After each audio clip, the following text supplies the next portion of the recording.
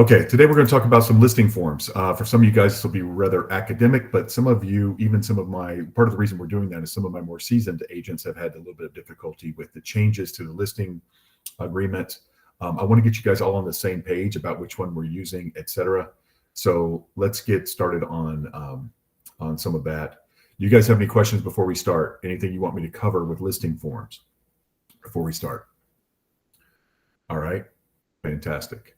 So those of you who don't know about the change that we've had in the office, Jeanette, as you guys can see on your screen, Jeanette is our sales administrator. Solange is still going to be with us as an agent, but Jeanette is taking over at the office. She does a great job. She has a lot of experience. She comes to us from Weichert, and she has started off great, and she got to train with Solange for a little bit, so she's up to speed and should be able to help you guys with anything that you need. And I'm going to be helping her as well, obviously. But in the meantime, Jeanette is there to help you, and she's very qualified and very good. So let's go to some forms here. Let me share my screen. I am using Transaction Desk. You guys can use Transaction Desk or Form Simplicity. I take it you guys are about split on that. Who uses Transaction Desk?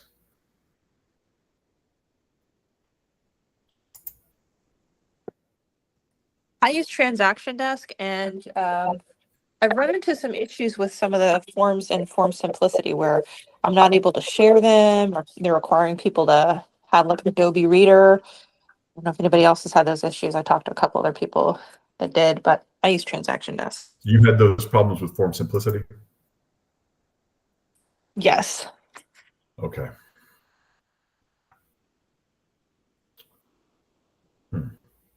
Okay. Well, I am having technical difficulties sharing my screen. It's telling me I can't share my screen either. I am just having a rough go with Google Meet today. And that's going to be a problem. Yeah, I was thinking if we couldn't see you, I was wondering if we were going to be able to see your screen. I'm very sorry, guys. No, you can't see my... Ryan, you may need to reboot. Reboot my computer? Yes. Okay. Well, if you guys will bear with me, I'll be back in 5 minutes. Please bear with me, and we'll start this whole thing again. Yeah, George, you can use Paperless Pipeline, but it's not all fillable stuff. So we don't have them all fillable. But if you use Adobe, you can do it. But you can. We have all the forms on there. We have all the latest forms on there. We try to keep it updated, but it's not that easy. All right, guys, I'll be back. Don't go anywhere.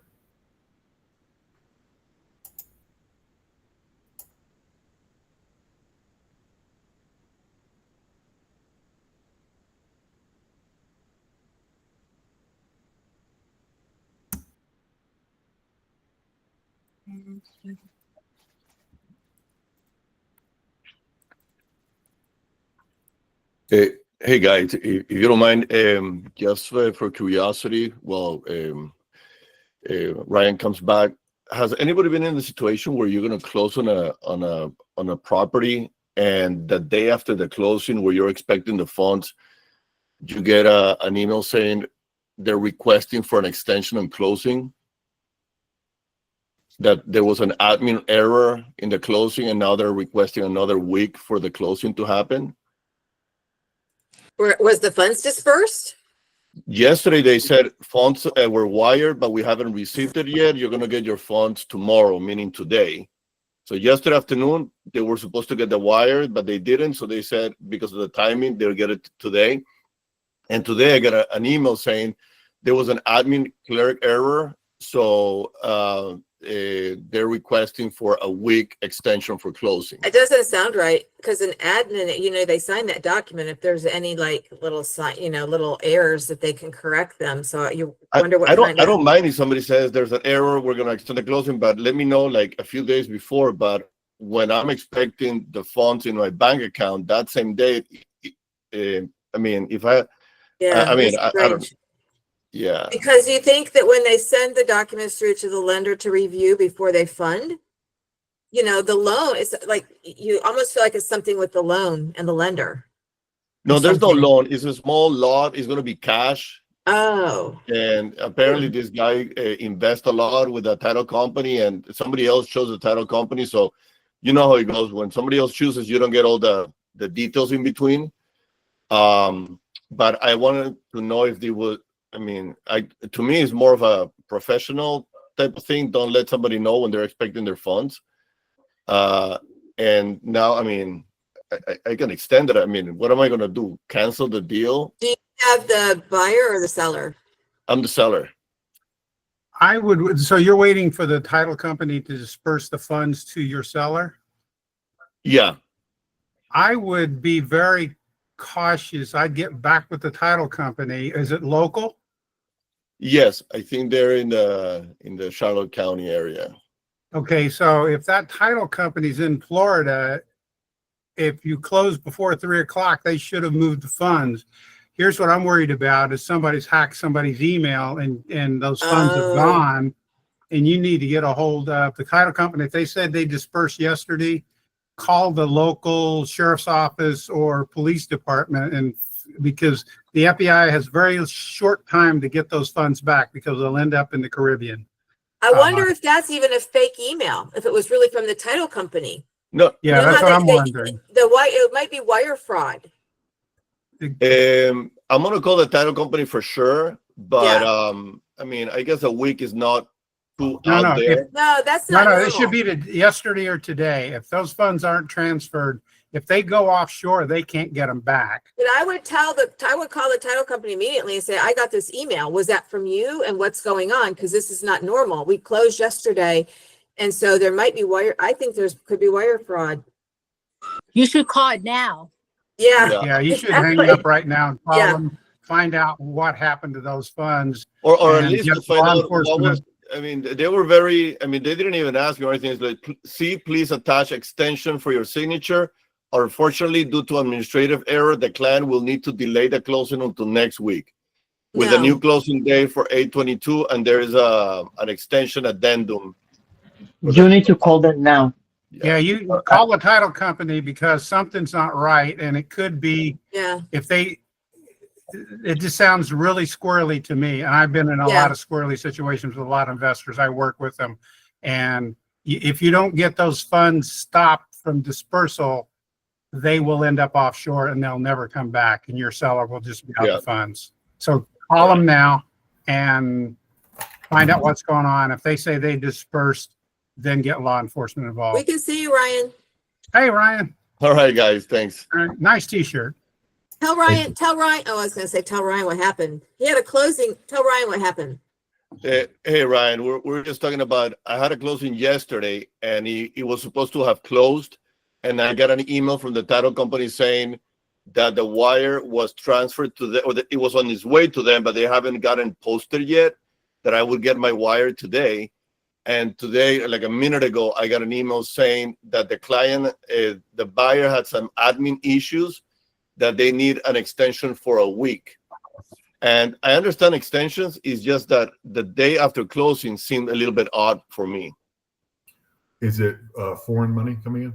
Yeah, it's coming from Mexico. That's why. It's been held. That's what they told you? They tell you they have a 7-day. They didn't tell me, they just said admin reasons, and they asked, I mean, they asked within a week. So, but it would be nice to at least get a call from the title company and say, oh, by the way, the funds are whole, blah, blah, blah, you know, not just expect for me Yeah, to an just sign an explanation. extension. Would have been nice. But is this your title company, or are you the? No, are you no. representing- You're representing the buyer. yeah. Unfortunately, when that happens, I get to know only I get to talk to them twice.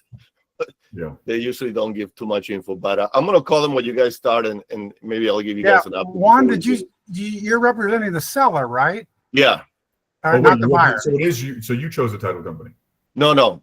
They're paying and they shows it. Oh, okay. Yeah. And it's a legit. I mean, I did my work homework with them and everything, but it's true. I mean, it's coming from Mexico, so anything could happen between the wire transfer and the wire receipt. If I get confirmation from the title company, maybe they tell me, you know, we're probably going to close in the next couple of days. We just ask for a week just in case, type of thing. So I'll let you guys know. Great. Ryan, is it normal for foreign money to happen after a closing, that it doesn't transfer? No, they should have known ahead of time, and they should have done it ahead of time. Yeah, and they shouldn't have done the closing if the money wasn't there to be dispersed, correct? Yeah, they should have. They're going to have to redo some of the forms, which is fine. The deed's been signed. They're going to have to redo. They need to redo the money, Yeah. because it's not closed until the money gets in. That's the whole point of a. And when you have a foreign client, I like to explain to them the point of the title company is an escrow agent, where they hold your like any kind of bet you make on the street, right? You get one person holds a trusted source holds money for everybody, and if you make a bet on the street, you give him $20, I give him $20, and he holds it until the winner is determined, and then he gives it all. So the escrow is supposed to hold the deed and hold the money until everything is in, and then disperse them both, the opposite direction. So if they're not holding, they shouldn't have closed it if they don't have both things in their hand. They should have both things in hand to close. Or, sometimes they'll do it with the paperwork is on the way, but it's already been signed. The originals are on the way.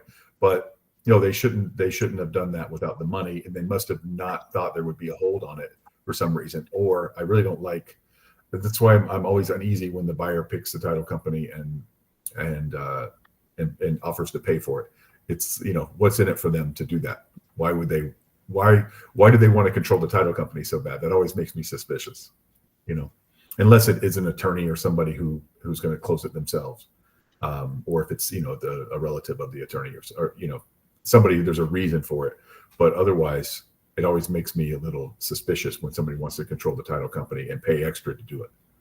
I had a deal. The guy was from Scotland and he sold a property over there and was buying something here. And the money did get held up because they're I think checking it for money laundering. So it did get held up, but we closed because the money actually made it, but we probably wouldn't have closed if the money hadn't made it. It was held up somewhere. And he kind of knew, the buyer knew that it was not like on Wednesday and we were closing on Friday and stuff. So, but anyway, I think that there might be checking for money laundering along the way too at some of these cash transfers and stuff. Mm-hmm. Yeah, I'm sure that's what it is. I'm sure it's a government thing. Okay, I am going to share my screen with you guys. We're going to get started on this. We'll get started all over again.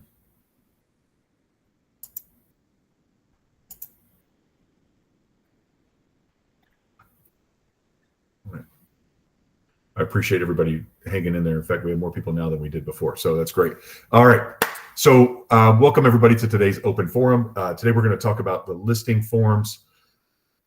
I'm going to do at least a couple of them. I'm going to start with the exclusive right of sale listing agreement. What I would like for you guys to do, and I see you guys using different forms because not everybody comes to the trainings and not everybody pays attention probably, but what I would like for you to use is the ERS 20TB, which is going to change the next time they revise it. It's been revised 20 times is all that means, and it means transaction broker.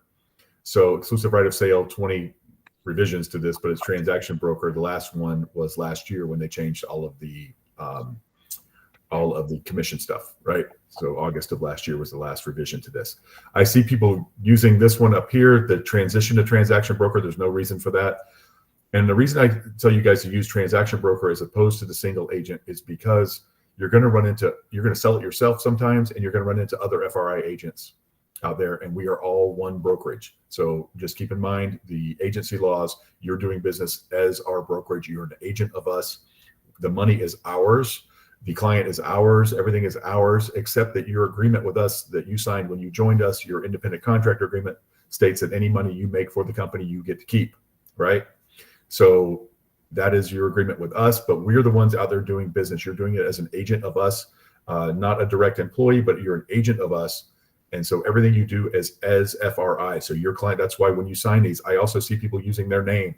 I see, the client's name, and then I see Joe Smith instead of Florida Realty Investments. No, you use Florida Realty Investments. You can sign the forms, initial the forms as an agent of us. Not every form needs to be sent to the office for Carissa's signature.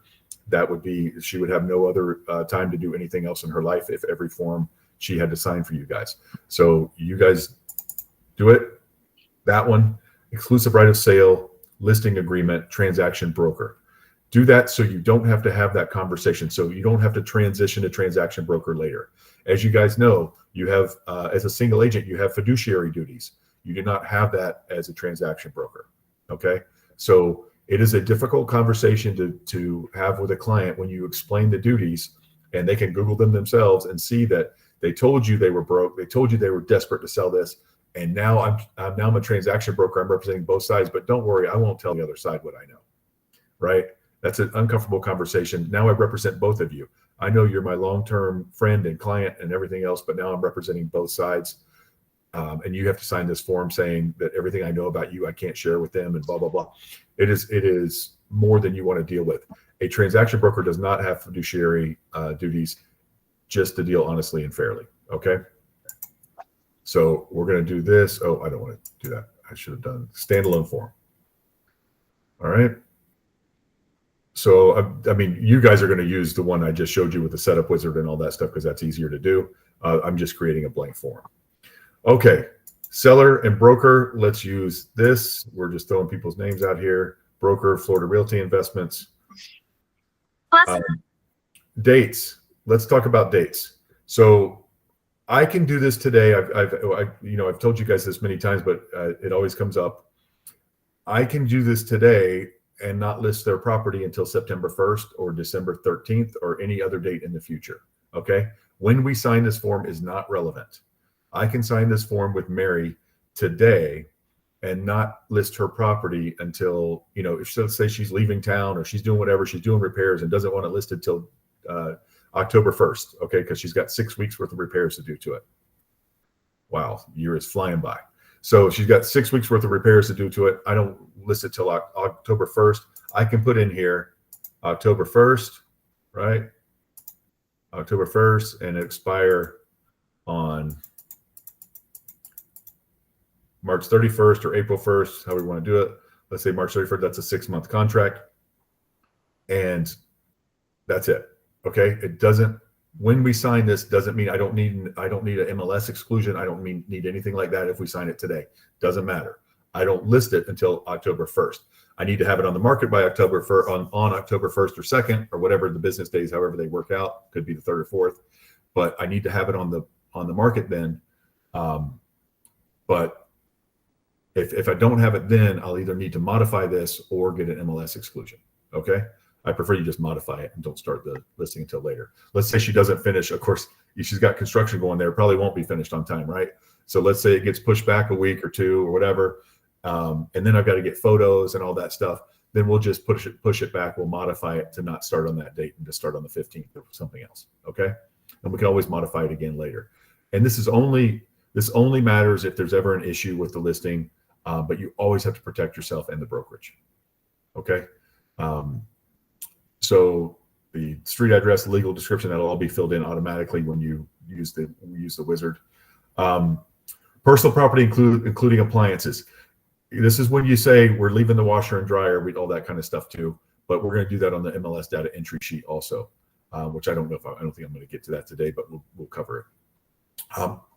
Property is or is not currently occupied by a tenant. If it is occupied by the owner, this is not. Okay. Or if it is vacant, obviously it's not. Only if it has a tenant do you do this, and you put when the lease expires. All right, pricing, obvious, pick whatever you want. Let's do $6.99. Cash, conventional, VA, FHA, whatever it is, right? Some of them won't take VA or FHA, etc. Let's go through that. We never use that stuff. MLS, okay. Only do these if there is some reason we're not displaying the street address or does not authorize to be on the MLS, okay? And if that's the case, we'll do an MLS exclusion. We'll come with this, right? You can't just click this. You also have to have the MLS exclusion. So if that's the case, but typically those are not, 99% of the time, those are not checked. Okay, we're going to use a lockbox.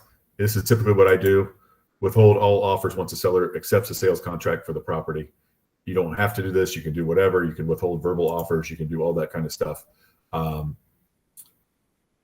You get so many now that are these automated garbage offers as soon as you list something for. So somebody sent one the other day that, and it was one of you guys had a listing for 4 days. You've been on the market 4 days, And it said, since your property's been on the market so long, we're making this strong cash offer. And it was $100,000 low, and the property had been on the market for 4 days. It's just people out there wasting your time. And it was just a form thing. It had some of the stuff wrong, the address and stuff wrong on the form. It was just ridiculous. So they're just pumping out offers, hoping to steal property. Okay. Seller does not authorize an automated estimate of the market value of the listing to be displayed in immediate conjunction with the listing of this property. How do you know whether or not to use this? Anybody know?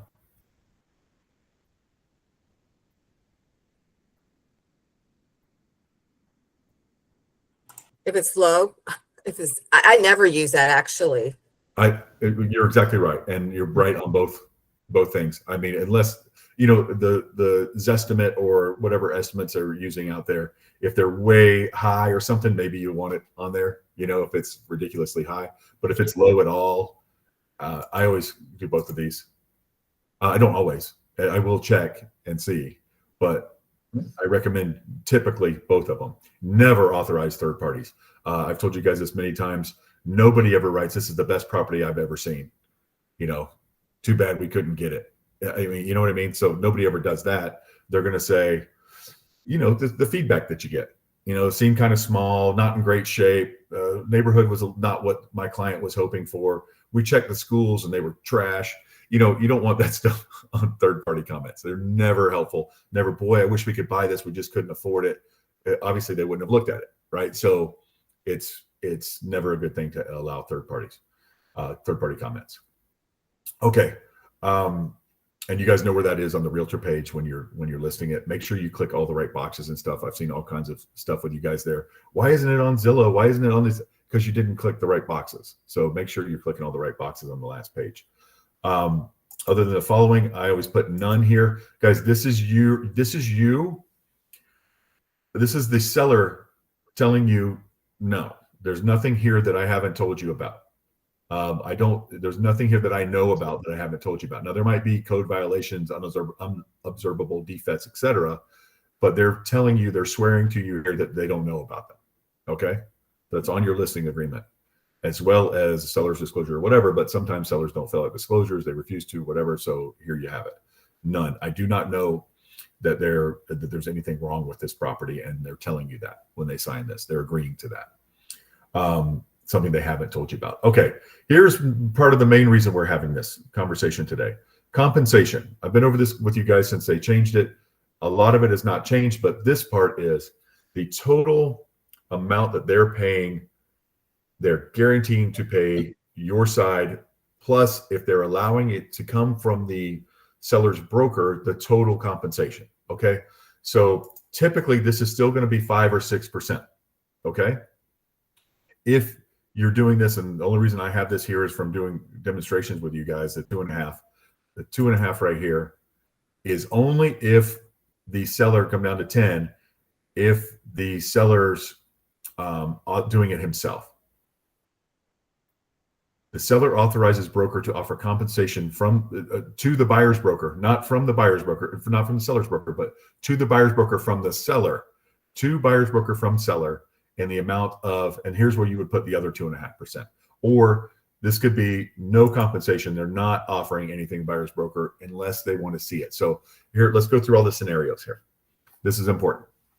So the seller is going to say a couple of things to you, and if there are other things, be sure to pipe in with them.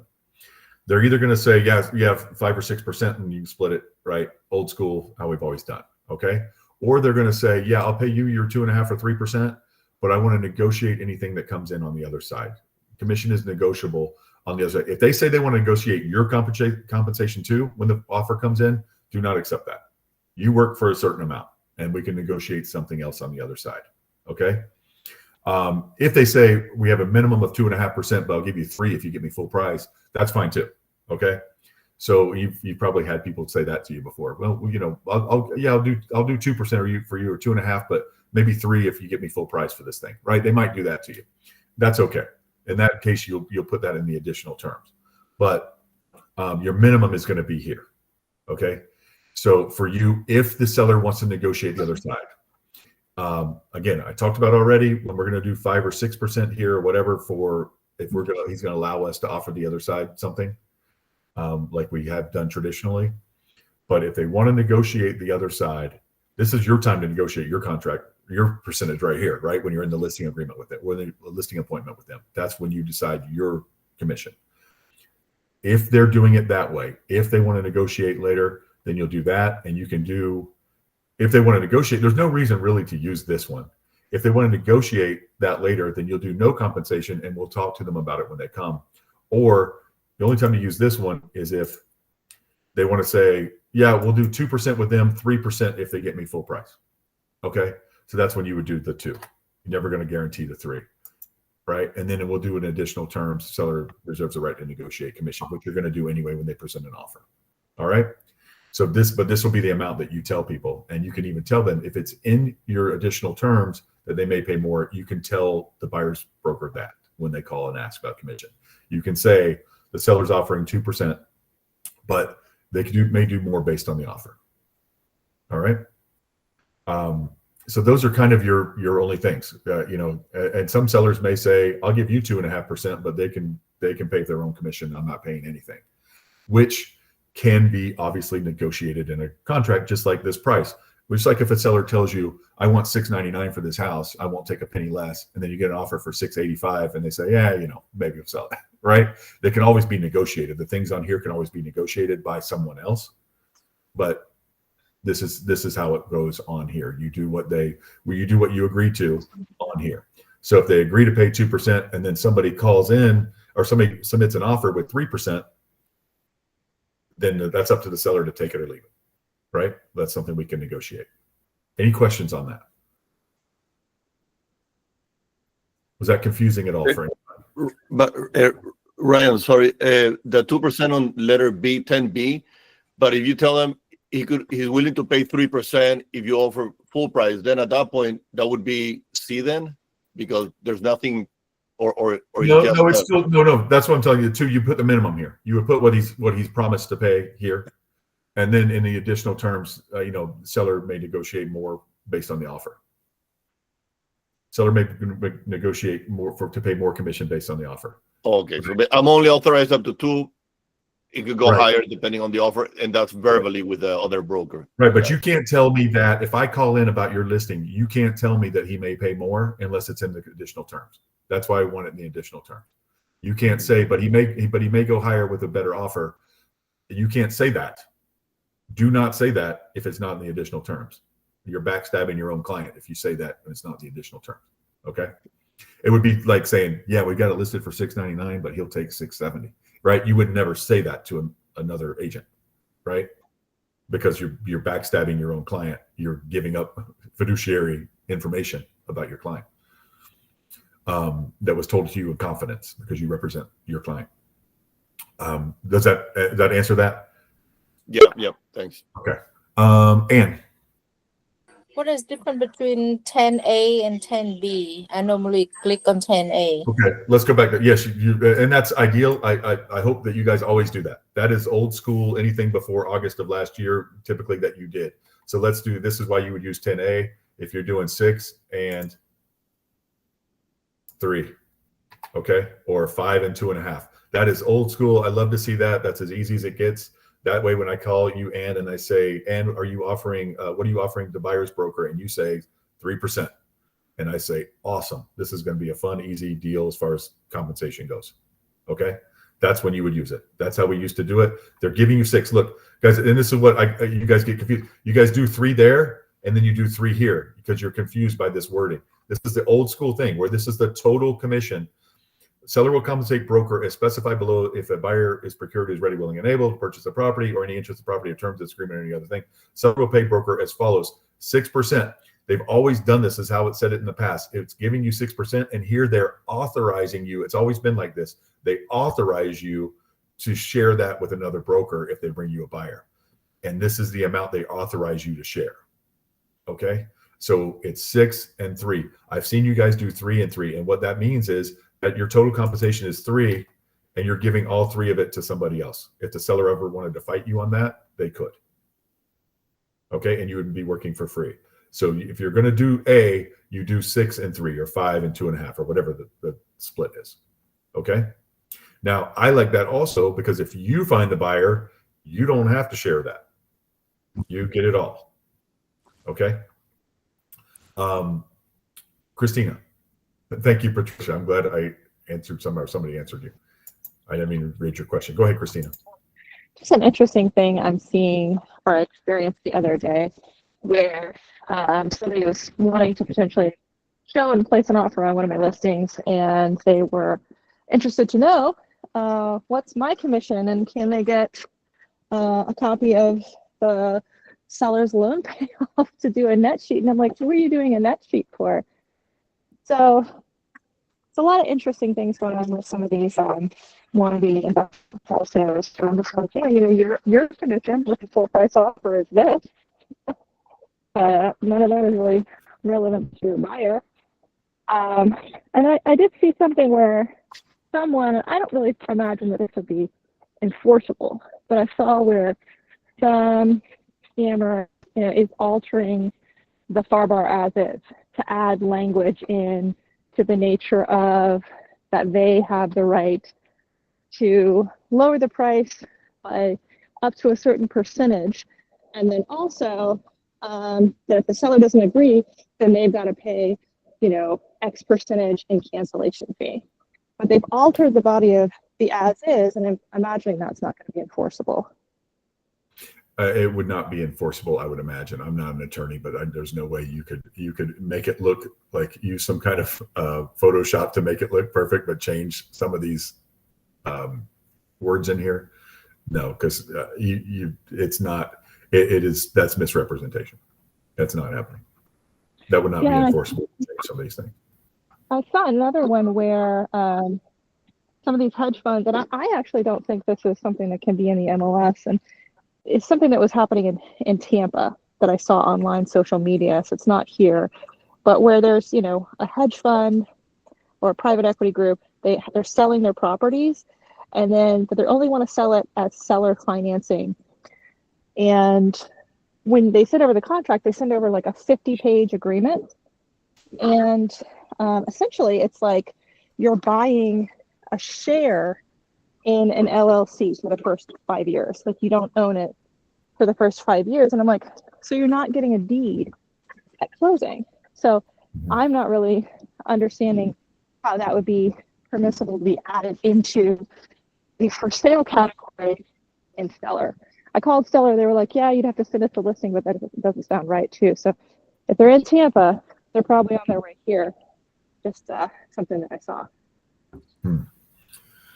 Yeah, so there's some legal stuff to where you can buy an LLC instead of the property and avoid real estate changing hands. Obviously, there's laws against that because they can't collect their doc stamps and any of that kind of stuff. So, but that's attorney type stuff, and you just don't have to. I mean, there's certain things you see and you just stay away from them. Just like you guys ask me about some of these offers that you get. I get a lot of you guys ask me, what do you think of this offer? This seems like a scam. Typically it is. It's not necessarily a scam, but it's definitely in the buyer's favor. Some of these things where they, give you $20,000 down. Oh, this is what we think. And that might've been what they were setting you up for, Christina. Yeah, never ever share your listing agreement. Never ever share any of your information. Pages signed between you and the seller, or if you're on the other side, you and the buyer. But a lot of times they want to know that, first of all, you can find out roughly what somebody owes on their mortgage anyway. If you want to say, look, you guys are going to walk with 40 grand from this, so we're going to offer you 40 grand up front, and then we'll give you 5% interest on the rest of it, and blah, blah, blah. Some people try to pull offers like that. So just beware of that. But yeah, never, ever, ever share your documents. I'm not surprised there's people out there asking for them. People will ask for anything. And a lot of people don't know what they're doing. Other people know what they're doing. They think that you don't know what you're doing, or they're hoping that you don't. So it happens. Tammy. I've had listing agents want me to send my buyer broker agreement to them. I guess to see my agreement on the commission with them or something. That is between you and your client, and is none of their business. That's what I was thinking. And they're not the enforcing body. You're not the only one. I've had other people tell me that too. They're not the enforcing body. They're not anything like that. Now, some builders will ask to see it, and sometimes new construction. Yep. And some builders will ask to see it. And I guess if you want to do business with them, you give it to them. You know, if you don't, you don't, because they're not going to back down off of it. They're, for whatever reason they want to do that. I think it's because of the rules that they can't pay you more than they can't pay you more than what your agreement says. So they're hoping your agreement says 2.5 or 2, and they can't pay you any more than that. I don't know, but I think so too, actually. If it's a builder, it's about money. So there you go. Yes, Ann. Yes, I had this situation a couple of weeks ago that I submit cash offer 480 and they accept 460. So my client called me and say, why they accept somebody else lower than us? And I find out that the buyers is their buyer. So do they have a right to do that? It is unethical. They can What use should we do? Well, you should ask them. You can take them to the ethics board, or you can just move on. Those are your two options. So you can take them to the board and charge. Or check if maybe they had different terms on their contract or their offer than the higher offer. That's so what I was thinking, Malvis. Maybe there were some terms and conditions that were favorable. That's what We they say, for sure. attended close inspection periods 5 days. They are 30-day close and lower, and we are cash. So I'm not sure. So someone, if that's the case, so that's what I always teach you guys when we do the as is, that there's, price is not the only term that's important. There's all kinds of terms that are important, and it depends on the client, depends on the situation. It sounds a lot like that they did not do their seller a service. They got them less money and worse terms than they would have with your client. That being said, it's hard to prove that. And that's, they might say, oh, they made up their mind right before you sent yours in. They just accepted it verbally right before you sent yours in. So they felt like they needed to close with these people. Yeah, they say that, but I submit my offer before the deadline. So they had like a highest and best deadline? Yes. Okay. Well, you're probably right. And if you want to pursue it, you can. Otherwise, it's just unethical business going on out there, and it happens. So that's up to you. If you want to pursue it, absolutely do it. We'll support you however we need to, but otherwise it's just somebody doing unethical stuff. And they cost their seller $20,000, probably could be sued by their seller if any of this could be proven, which it sounds like I don't know how you know so much about the offer they took, but good for you. It show after it closed. Well, but you don't know that. So they could have had a 5-day close, and then it got extended and extended and extended. So you don't know that for sure. But, because a lot of times it just shows how long it took, but it doesn't have a copy of the contract that they signed originally. And they could have put it under contract for 500, and then they found out it needs a roof. So they only closed for 460. So you don't know all the details. And that's the hard part about taking them to charge them with an ethical thing, because you don't know all the details. Just because something closed for a certain amount, closed for 20 grand less, they might have negotiated that because it had a serious problem. The pool was leaking, or the roof was, they had to buy a new roof. They had to do all this stuff. So you don't know all the facts about it. That's the hard part. Does that make sense? Yeah, I've been talking to them. None of that exists. They just pick their own box. It's awesome that you know this much about it. If you're sure you're right, take them in your angry. If that what you said, I let it go. I mean, what come around go around will be karma. That's all you can. That's all you can really hope for. I mean, even taking them they'll get a $500 fine and a slap on the wrist, and that's it. They'll have to go to a class. I mean, it's a pain for them. They'll have to show up at the ethics hearing, but so do you. Yeah, but it's just make me look bad because my buyer called me and says, why they pick the other offer much lower than us? I say, I don't know, but that's why I dig. So It does make you look bad, but it makes everybody, it makes the industry look bad is what it does. It makes Yeah. realtors look unethical. And, you still have that client. Hopefully you find them something and move on. Thank you. Yeah. I'm sorry that happened. Flavia. Hi, good morning. I have a listing at Ocala, and I listed this, I think, 2 months ago for selling, but I also would like to rent. My client would like to rent too. And I'm trying to make it, but I don't know exactly how.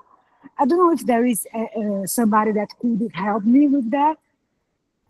You want to Thank you. rent it also at the same time? Like Yes, offer it yes, for rent as well? yes, that's it. What do you mean you don't know if somebody can help you with it? Yeah, I don't know how to make it happen in MLS. Like I have I put for my client the offer, the listing for sale, but I don't know how at the same time I can put in the MLS the listing for rent. You can. Oh, okay. You can just go in and start a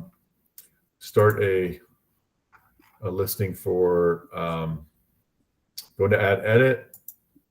I'm doing this. Mhm. I'm looking at it right now, and then add new,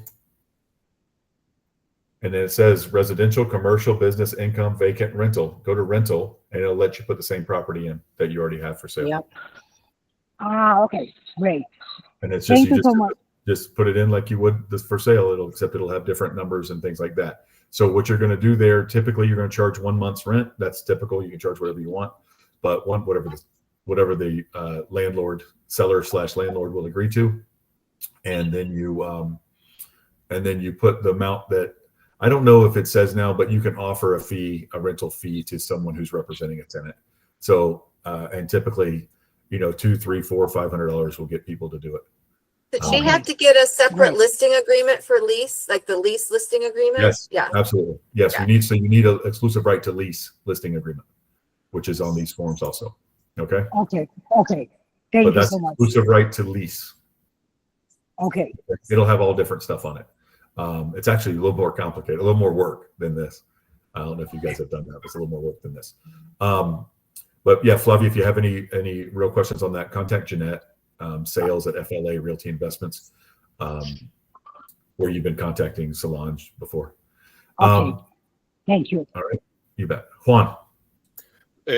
Just to make sure on that question, so it is possible to have something listed for sale and something listed for rental at the same time? Yes. Okay.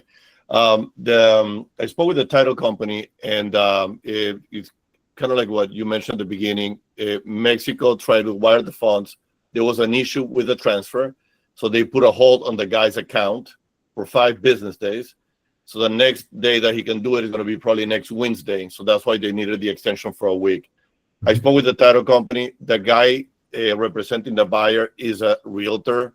So my comfort level is good at this time. Title company is legit. They're local. They're in Florida. And so I'm good with it. If that was the reason, it happens. A week is not going to.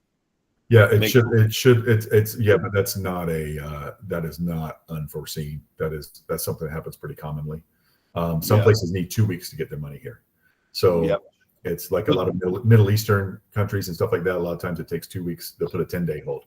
So, that should have been handled beforehand. Actually, that's what I told the title company, but it was a reasonable answer. She says they wired the transfer on Monday. We normally get it on Tuesday.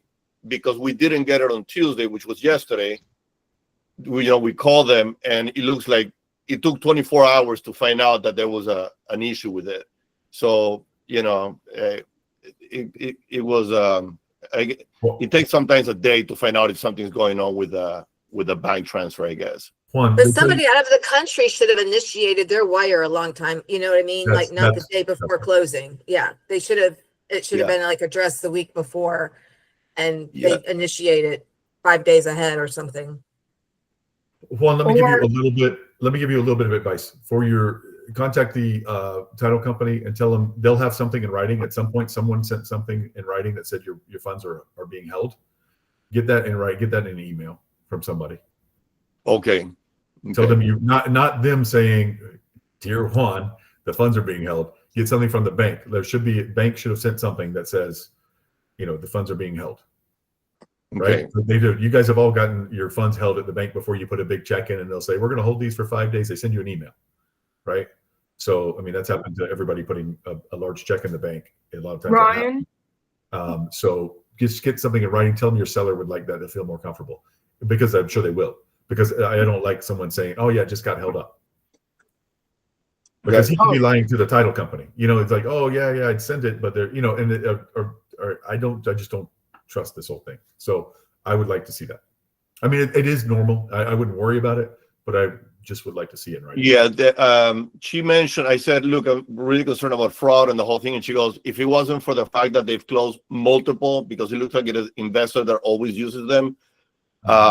But the question that I have right now is, the closing was yesterday, but I haven't changed it in the MLS because I like to see the final HUD and my wires before I do that status change. No, don't mark it closed. No, just put the closing off for a week. Don't mark it closed. Exactly. So my question was, I'm going to request for them to change the closing date on the HUD to the 22nd or whenever it closes, right? Well, the addendum that you're going to send to extend the closing, right? You're going to have to do an addendum to extend the closing. Yeah, I hope they don't redo. Your seller's better served if they do it now, because otherwise they're going to have to pay more. Yeah, they're going to leave everything the same, and I think the extension is going to be enough for me because in the MLS when you change. I'm sorry. Go ahead. Don't change the date on the HUD. Don't change it. Okay. Just put the date that it funds when it comes in. When you then in the MLS, the status change. Just put the new date. MLS isn't checking all that. Don't worry about that. Just put the date that it actually funds. You don't want to change the date on the HUD because you're costing your seller money. The MLS is not as important as your seller and your buyer. So he should mark it closed now? No. Oh, okay. Just wait and then put the date that it funds. Yeah, even if the HUD says today's date when they give it to me, put the 22nd on that. We're not getting audited for that. Yeah. We've been through audits. They don't audit for that. Got it. Okay. Thanks. They're not worried. Ryan, would it have been beneficial maybe for future closings to use like an intermediary, like a money corp, because they'll hold your escrow for you while they do the. You just need to be when you're selling to somebody that's overseas. You just want to make sure their money's not going to be held, and you ask that question. And then it may they may say, oh, it's fine, and then it does get held because they never know for sure. But no, there's nothing really that you can do. It's going to get held one way or the other. I mean, the title company is the only money corp that you need. They should be holding the money. So they should have been more proactive, especially. I can't believe that they've worked with this guy all the time, and this is the first time that there's been a problem. That's a little bit suspicious. That's all I'm saying. That's why I'm a little thing. And this guy loves to use his title company. He's an investor who loves to pay for title insurance he doesn't need to pay for. That's a little suspicious to me. That's the only reason I like to see it in writing. And I'm not usually a conspiracy theorist. Who's this title company, Juan? It's called Florida Abstract and Title. Okay. I haven't heard of them or heard of you using them. I hear a lot of them, but I haven't heard of them. But I'm sure, they're probably legit. That's fine. But it's weird that he likes to he's got a friend there somewhere. So that's all. That's all I'll say about that. Jean. Yes, good morning. I have a question about I have a listing for rent right now, and we have a listing agreement. So the owner wants to transition to sell his house. So I wanted to know if he signed the listing agreement for sale, as he wants to keep both like rent and sell, can I put both listing on the market with those two different listing agreements? So you have the exact opposite thing that was just asked. So yeah, you would just you do one of these. You do an exclusive right of sale listing agreement, and you put it on for sale too. So you'll go into add edit and put it as a residential and input the same property.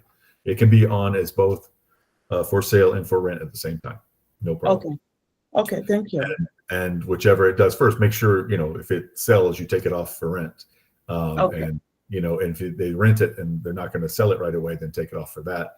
If they rent it and they say, you know what, I'll still sell it just now with a tenant, then you'll go in and change, you edit your listing to say that there has a tenant and it has so people know what they're getting into. Okay, thank you. You bet.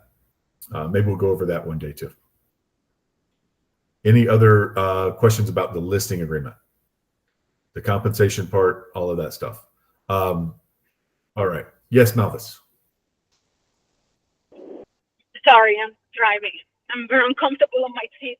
I do have a question, Ryan. So I have been using for compensation agreement when I am representing the buyers.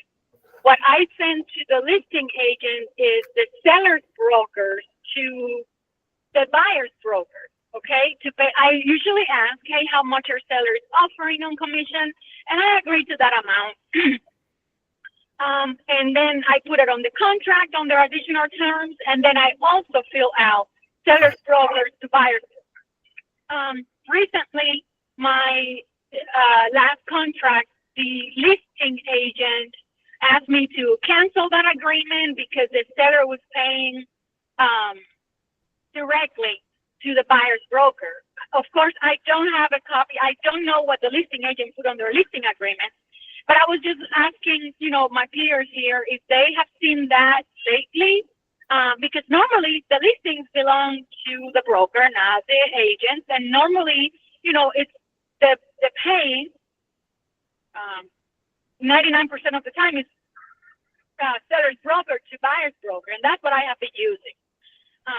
So this is the first time that I am using a seller will pay the buyer's broker rather than the seller's broker to pay buyer's broker. So I was just wondering if anybody else have run into that, because we don't know typically what's on the listing agreement, nor we ask for that because it's not our business. Okay. Yeah, I don't need anybody else to add into that because I'm going to tell you what you should be doing. What I've been telling you from the beginning on this, if you have the listing side, go ahead and you've got it here at 2.5% or 3%. Let's say this one is 6 and 3, right? I am going to go ahead and make one up. Do not put it as an attachment on the MLS. But anytime someone wants to show this property, they call me and ask about this, I'll go ahead and send it to them.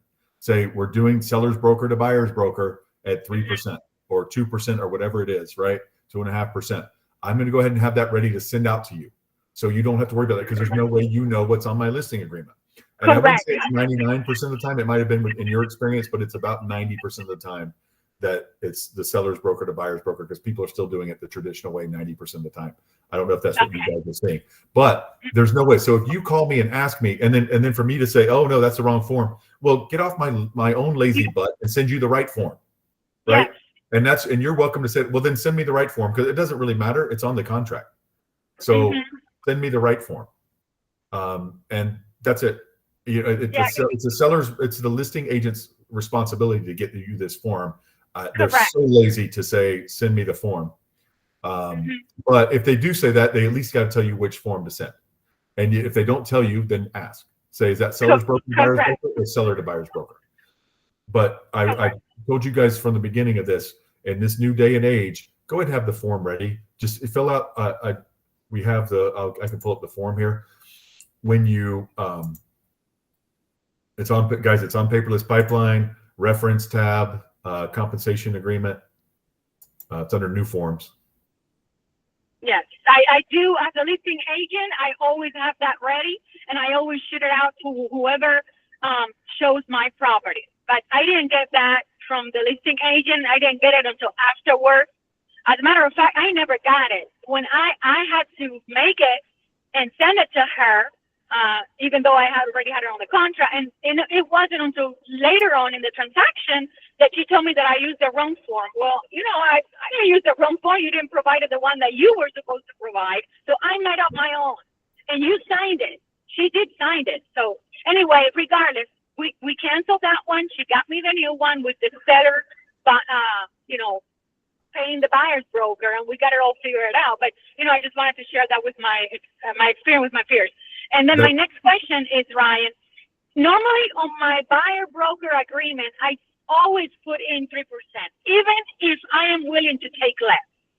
Because I know that I can get paid more of what is on that agreement. But if we do take less of what we put on that agreement, do we still need to fill out a modification to a buyer broker agreement, or can we just take less and that's it? You can just take less and that's it. Okay. All right. I wasn't worried. Sure if I need to fill out a new form. You can never Okay, take more. You can never take more unless you have a modification to that agreement, but you can always take less.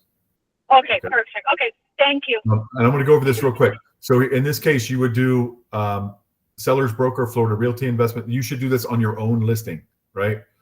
You should already go ahead and fill this out. Florida Realty Investments here. Buyer's broker, leave it blank. Property address, fill it out because fill out the things you know. Who you are, Florida Realty Investments, the property address. You don't know the buyer's name. You don't know the buyer's broker's name. You can put this for 10 days. Doesn't matter what you write here. 30 days is if you leave it blank. And the compensation. So in this case, the one I was just showing you guys where we were doing 6 and 3, you would do 3% plus 0. Go ahead and fill that out. Okay. Because if you try to be smart here and say, oh, you're going to pay my transaction fee of $350, you just offer to pay them 3% plus $350. Okay. That came out of your pocket. So don't do that. Go ahead and put 0. Okay. Or if it's specified, if you're one of those mean people that everybody hates that does, you're going to pay my fee, then you can put 3% minus 350. Okay. Or whatever. Right. So you can do that there, but you can't do plus, you can't use that one. I've seen you guys do that too, because that's, you're offering to pay them this. They're not paying you that. You're offering to pay them that. That's why you can do minus 350. All right. And then if there's any other terms or whatever, but this is what you guys should have ready to send out to them. Okay. You guys should have it ready. Florida Realty Investments, the 123 Oak Street, 10 days. And then whatever compensation you're paying, one or the other of these. Always be careful that this is thing. You also see people fill it out and not check it, or they'll fill out a couple of boxes. So be careful with that. But this is 3% minus 350. Let's get rid of that. So you guys, I don't prefer that you guys do that, but you can you do what you want. As long as it's legal and ethical, you guys can do it, and that's legal and ethical. So there you go, even though everybody cries about it. So there you go. Tammy, you have a question? Just to clarify, even though it's on the contract, you still want the compensation, like say I have the buyer and the agent hasn't sent me this compensation agreement, but it is on the contract. You still want this compensation agreement for the records? I need one or the other. Yes, I want the compensation agreement for the records if they'll do it. If they won't do it, just send us some kind of confirmation that they refuse to do it. Then you know that when these agents don't have the definite commission agreed to, they're so vague. It's so weird. So I'll always just put seller or seller's broker will compensate buyer's broker. So I kind of cover my butt on both ends, and then I can get this from them. Yeah. I do the same. Yes. That's fine. Cover your butt. Make sure you get paid for your work, guys. Everybody's doing it their own way. There is no, it's still the Wild West out there. Just so I'm going to tell you to do things and other brokers might not agree with it or whatever, that's perfectly fine. But I'm going to get agents covered. I want to make sure you guys are covered. Ryan, I do put it on additional terms on the contract, but I also always do the commission agreement because the contract is between the buyer and the seller, not Florida Realty Investment. So doesn't matter. They owe you the money. So they owe you the money. That's why I want you to put seller or buyer will compensate Florida Realty Investments 3% pursuant to the buyer brokerage agreement. Okay. Always put pursuant to the buyer brokerage agreement, meaning that's what's on the buyer brokerage agreement. So make sure that's what's on your buyer brokerage agreement. You don't have a different amount because that's what the buyer owes you. It doesn't matter if because the buyer legally owes you now. Like I've told you guys, I've been telling you guys use the buyer brokerage agreement for 10 years and you ignored me until now it's required. Most of you, 90% of you ignored me. But now the buyer legally owes you and you can negotiate for the buyer. The buyer wants the seller to pay it. Otherwise, they have to pay it. Right? So you're negotiating on behalf of the buyer. The buyer's negotiating on their own behalf when they say, yeah, I owe Tammy 3%, but you're going to pay it for me. That's part of this deal, right? Yes. So there you go. Just like saying you're going to pay any outstanding special assessments on this property. You're going to pay this, you're going to pay that at closing. That's all in the contract. You're going to pay prorated property taxes. You're going to pay prorated HOA. You're going to pay all this stuff. It's all part of the contract. So that's all part of the deal. It's not. That's why you were forbidden to do it before for the MLS. There was an MLS offer of compensation, and you could not overwrite that on the contract. Now that's off the table. You can overwrite and the seller and the buyer legally owes you now, so you can negotiate that. And you're doing it on behalf of your buyer, not because you're a greedy agent. Anne. Yes, I have never used the buy agreement in my 20 years in real estate, but since they make the law, I do it and I love it because I don't want to waste time with people who are not serious. So Perfect. yeah, I like it. I have a question regard to my listing. It's already expired and I have contract coming in and no, the seller asked me to take off the market temporary before it expire, and it expired last week. And I asked to extend for another month, for this offer coming in, and they agreed. But the expire is the 30 days is September 13, but the closing is September 17. Do I need to ask another modification? Nope. It's when it went under contract.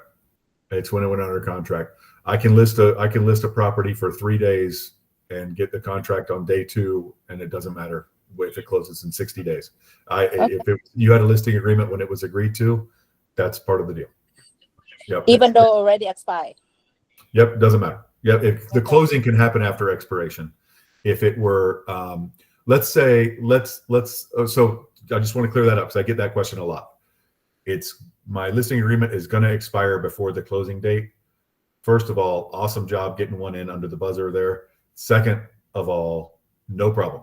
As long as it's that contract that closes, that buyer that closes, any buyer that you procure, by the way, or that I brought you, whatever if I bring you a buyer, you procured it. Okay. I might be the buyer's agent, but you procured the whole thing by allowing me to show the property, marketing the property, but let me see it, let my client see it. We're yours, right? Even on this listing agreement, there's a tail on it. I'll go back to that. There's a tail on this listing agreement that covers all of that. Okay. It says for whatever date, but also anybody that I procured during that time, even if they come back later under the protection period. So Okay? in this case, even though I don't need to ask them to modification to extend 30 days, I'm still protected. You're still protected. Absolutely. Yes. But Thank you procured the buyer, even if it came from another agent, whatever, doesn't matter. So as long as that buyer buys it within whenever your protection. Now, if that buyer backs out of the sale and they have to get their credit fixed and they don't buy it, they come back 6 months later when it's listed under somebody else or it's not listed at all, then you don't have that buyer. You're not due commission on that. But because they weren't able, so ready, willing, and able buyer, they might be ready and willing, but then their deal fell apart because they couldn't get financed. Then they go fix their credit and come back in 6 months or a year. You don't get paid for that because you got a ready and willing buyer, but you didn't get an able buyer. So that's all part of the deal. But yes, as long as this buyer closes on this contract or very quickly after, then you get the deal. Okay. Thank you. You bet. The seller cannot cancel cannot terminate your agreement and come back and do it. Let's talk about termination and then work around you with that same buyer. They can't do that. All right, let's talk about termination. Conditional termination, guys. If they owe you, here's a place for the cancellation fee. If they have not paid your cancellation fee, if you put a cancellation fee and they haven't paid it, or they have not paid you your marketing expenses, then they're conditionally terminated until they do. All right. There's other reasons for conditional termination, but that's the main one I see with you guys. They pay Do you. those expenses get paid to you, the broker, or can they get paid directly? I've never done it. They get paid through us. We don't keep any of it. Okay. So if you spent $500 on a video and some photos or something like that, or you can charge them for the sign, the guy to put the sign out for $44 or whatever it is. You can charge them for all that stuff. And no, we turn that around. We don't charge a fee or anything for that. But they have to pay the broker. Nobody can pay you directly. And that goes for retainers and stuff as well. All right. Any other questions on the listing agreement? We're not going to cover all this stuff this week. It doesn't look like it's going on quite long. So I'll give you guys a break on that. The exclusive buyer brokerage agreement, I kind of want to cover that. Guys, so here's the deal with exclusive buyer brokerage agreement. You guys all know what it looks like. Can I get a head nod and all that stuff? You guys using them? Obviously, it's required by us, but make sure you're using the exclusive buyer brokerage. I'm sorry, the data entry. Sorry, the data MLS data entry sheet. Is that what I said the first time? Are you guys using them? That's not what I said. All right, but that's what I wanted to say. The MLS data residential data entry sheet. Are you guys using them? Yes? No, you need to be using them. We allow the MLS printout instead. But guys, that is what protects you from washers and dryers and all that kind of stuff, having to pay for all that stuff. That tells you exactly what they're doing. The seller signs that form that says, this is what you can offer people. This is what I'll agree to leave in the house. This is all that stuff. It has to be on the contract as well, but that protects you from so many things from the seller. Guys, remember, the seller might be your friend now. They might be a friend of a friend, whatever. But if something goes wrong, if it comes down to $3,000, you're not their friend anymore. Okay? I've seen agents have, and I know this is a concern for you guys when you list your best friend's house or your cousin's house. And, blood is blood, but sometimes money's thicker than blood. And it'll come down to somebody will sell your relationship out for $3,000 or $5,000 or $10,000. So they will become an enemy sometimes. And I've seen it happen with best friends, and I've seen it happen with everything through you guys for the last 10 years.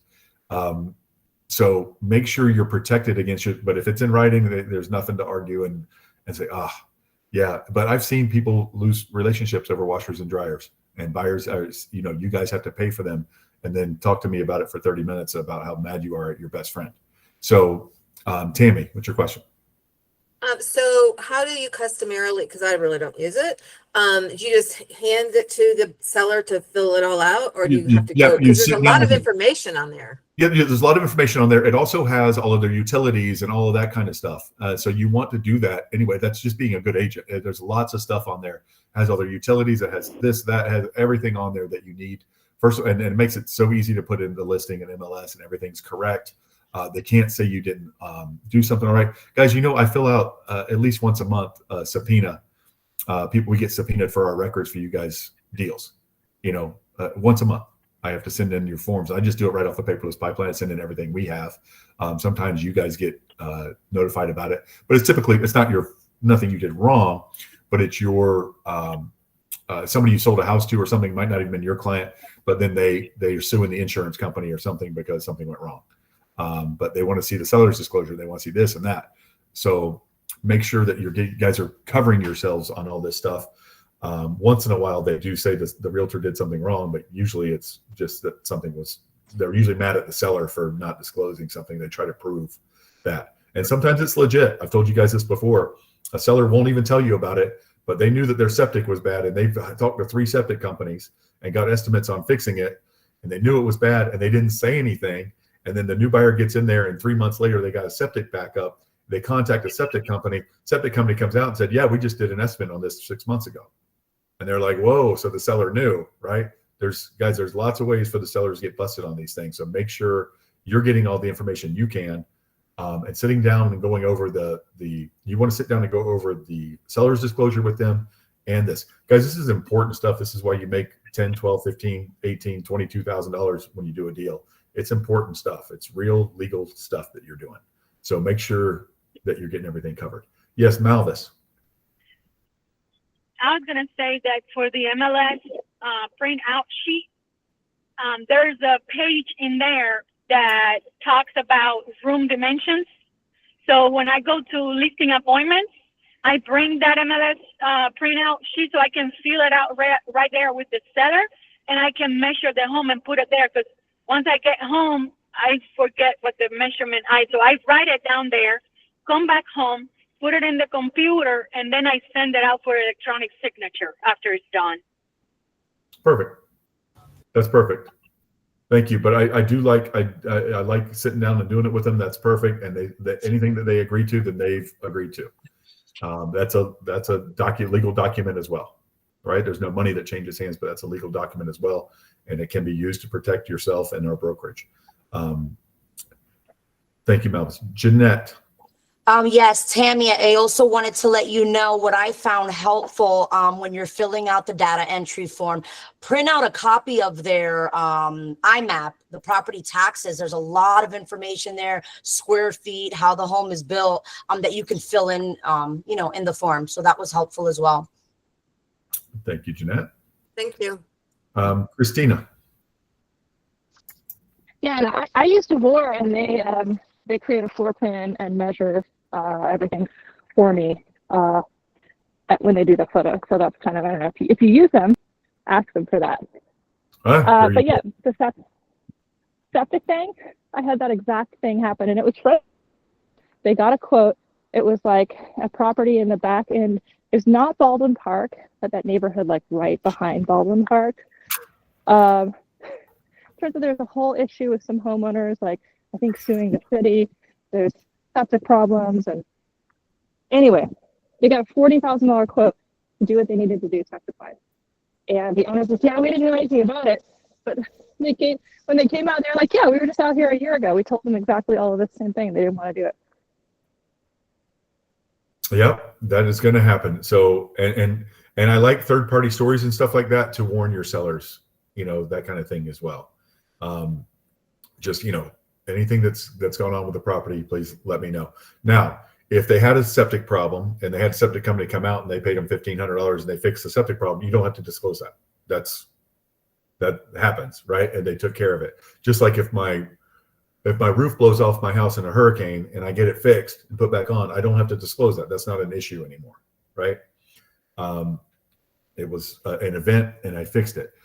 If it leaks every 6 months and I have to keep replacing my ceiling, and then I replace my ceiling right before I sell it, and I know it leaks every 6 months, then I have to disclose that because I know about it and it's not obvious, it's not observable. If there's a giant hole in the wall, I don't have to disclose that. It's observable if you walk in the house. If somebody didn't look at the property, I should disclose it. But anything that's observable and is of material value to the home needs to be disclosed. That's why you have them sign that. Sellers, they can't say, they can, so we got threatened recently by someone. One of you guys had sold a house and you got threatened that they did an inspection, but they said you didn't disclose something, or that you didn't and the seller didn't disclose something. Well, turns out their inspection didn't find it, but it was on the seller's disclosure. And that was the buyer's responsibility to review the inspector. Inspector did find it. They sent the appraisal. They said, "Oh, it wasn't on the appraisal," like whatever, but it was on the inspection and it was on the seller's disclosure. It was just a waste of our time because it was on the inspection. It was on the seller's disclosure. That is perfectly disclosed. It is your responsibility to review that. Some of you guys, not you guys, but you guys being realtors, will just forward your buyer the seller's disclosure and they don't even look it over closely. They're like, "Well, the inspector will find it." Well, if it's on the seller's disclosure, it's disclosed. It's as good as an inspector. It's better than an inspector find it because we're being honest about it. Here's what we've found, and maybe it has been repaired, and the inspector doesn't see it, right, or whatever, because it has been repaired, but it happens every 2 years. Whatever it is. So make sure that those are discovered as well. Christina. Yeah, when I sold my last property, I offered a home warranty. Like I think when it comes to us or somebody that we know, like if we're friends with the seller or if it's our properties, I try to always over disclose. And that's a good thing. Sometimes when I was doing foreclosures and listing for banks, I forget which lender it was, but one of them would always do that. They would always offer a home warranty for the first year. So that can be kind of a nice way to get out ahead of, and I didn't have any problems with my property, but I just wanted to make sure, they weren't going to run into anything that they couldn't resolve later down the road. So that's kind of a nice thing that sometimes you can do. Yep. Very nice. Any other questions on this stuff today? We're going to get back into this a little bit more. Let's talk about homeowners disclosures, homeowner association disclosures. That is something that will get you in trouble if you don't do it. Obviously, you guys are going to request them. It's important. A lender is going to get involved. They're going to. So a lot of times just for cash deals, that can fall through the cracks. We won't let it fall through the cracks, but I want you to know the purpose of it. Purpose of it is to disclose that there is a homeowners association. There are going to be a lot of people think it's just about the money. It's not just about the money. It's also disclosing about the rules. And if you're representing a buyer, you need to check out the rules. If they have any kind of, you should know this about your buyer. Do you park your company truck at home? Because if you do, a lot of HOAs won't allow you to do that. Especially if it's too big to fit in the garage, you're going to put it in the driveway or on the street. That's not allowed in a lot of HOAs. So there's little rules and stuff like that people have sued over, that they can't bring their RV in, they can't park their work truck, they can't do whatever, the noise that they have, animals that they have. So you have to disclose that there is an HOA. And if you're on the buyer side, you have to look into the rules and make sure they fit your client's means. Now, if your client is just a regular person like I am, who doesn't have a company truck sitting in the driveway, then you don't have to worry about it as much, but you do need to go over those things. Yes, Yolanda. Yes, I live in a city. I don't have homeowners association, but the city is very big about that, and they give tickets. Mm-hmm. That's all stuff to know. Yeah, and that is buyer beware stuff. That's not the kind of thing that'll get you in trouble because it's not property specific, but it is something that you should talk to your buyers about. So a good agent will steer them out of that city if that becomes an issue. Any other questions on the stuff we did today? All right, guys, we didn't get to everything, but we will. And I appreciate you guys coming in today. We'll have something good for you next week as well. Any other questions before we go? Yes, Nahi. Yes, good morning, Ryan. I just was curious about the forms that you have shared with us. I am in Transaction Desk and I am able to pull out the same forms, but they don't have the Florida Realty Investments on the right side of the forms. I'm just pulling out the Florida Realtors. What am I doing wrong? You are doing nothing wrong. You're amazing. I am pulling, this will look like this. Let me share this tab instead. This Thank one you. is how they will all look on Transaction Yes. Desk until you save them or print them. The one I'm showing you, the one that you saw is on, let me share this tab instead. This is on Paperless Pipeline. So that's why, because this has already been saved from, this is our own form that we have. Yeah. All these new forms are our forms. So they're all going to be the same thing. They're all going to have our logo on them. So they all say Florida Realtors until you print them or save them. So I got you. that's how that looks. So when I save this as a PDF, magically, very magically, this is going to have our logo on it. I don't know how it's done. It is way beyond my my understanding. But when you save these, that's our logo. Okay. That's great. As long as I know, because I was getting a little bit confused. But thank you. No, I appreciate it. It is confusing. It is confusing. So when those of you who, well, all of you came here from another brokerage, when you came here and we moved you over from it was like this when you were with Keller Williams or whomever you were with before. And so when you first came here, you had 24 to 48 hours that you were being moved over to our brokerage, and you could be on here and think that you were getting our form, but you wouldn't because you weren't moved over yet. But because it all looks like this until it gets saved or printed. Okay. Vivian. Just a reminder, save the date, August 27th, 3:30 to 6:30 p.m. We're going to have a lot of fun ways for you guys to win gift cards. It is a broker's open. I'm offering my home for sale. So we have a lot of latitude to negotiate with each other. Awesome. Be sure to share that in the Facebook page. And right now, because Gigi wants to know right now. Well, that's just it. I haven't set a price point yet because, with the market being what it is, I feel like I want to wait till the last minute. I'm not putting it on MLS. This is like an FRI exclusive offering to begin with. So I'm not going to break any laws or any rules. I'm going to keep it in office for that 24-hour period or whatever is required. So I do everything correctly and legally and ethically. But I have a price point in mind, but I'd like to run comps kind of at the last minute just to verify that. And by the way, there's nothing that says I have to set a price that you can't set the price for me. Correct, Ryan? If it's not listed, I don't have to put a price. No, on if it's not listed, you can just say make an offer. Yeah. Exactly. All right. So that's kind of where I'm going with it. It's kind of just to have fun and break up the monotony of our normal minutia lives, and make it interesting. If the negotiation is fair, then nobody loses, everybody wins. And by the way, I'm doing seller financing to make it an attractive proposition for a first-time buyer. It's a very family-oriented neighborhood, so I see a young family coming in here. Did you give us the address? Not yet, but I will put it on the FRI agents page. The Okay. zip code is 32806. I know Tammy's very familiar with it. Okay. Well, thank you. We'll look forward to seeing the details on that. Juliana. Yes, I have a question. And I showed a property recently, and when I called the agent or texted because he didn't answer the phone, he says that it's rented and the tenant is living at the property. But when I went to show it, the lady that opened the door, she told me she was the owner. And so he says that they got the property from bulk purchase. So it seems like the property is in foreclosure or already went to foreclosure. I'm not sure what the situation. None of that makes any sense, Juliana. So you're not Right. alone in that. I see the confusion in your face and I understand.